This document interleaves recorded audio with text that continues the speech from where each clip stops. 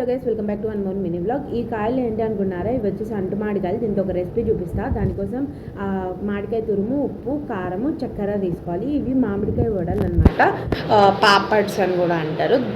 First దీంట్లో ఆ మామిడికాయ తురుములో ఉప్పు, కారము, షుగర్ వేసుకోవాలన్నమాట. ఈ మామిడికాయలు కొంచెం పుల్లగా తీయగా ఉంటాయి కదా, దానికి సరిపడట్లు మనం ఉప్పు, కారము, షుగర్ వేసుకోవాలి. నేనైతే ఉప్పు, కారం హాఫ్ స్పూన్ వేసుకొని షుగర్ ఒక 4 to 5 స్పూన్స్ వేసి కలుపుకున్నాను అనమాట.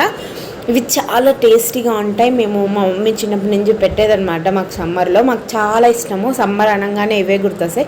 బట్ ఇవి తురమడమే కష్టం, కానీ మామిడికాయలు ఇంకా పెట్టుకుంటే చాలా బాగుంటాయి. స్టోర్ నిలువ కూడా ఉంటాయి అన్నమాట. 1 month దాకా పెట్టుకోవచ్చు. ఇవి ఇలా టేస్ట్ చూసిన తర్వాత నేను ఇలా వడల్లాగా పల్చగా పెట్టుకుంటున్నాను.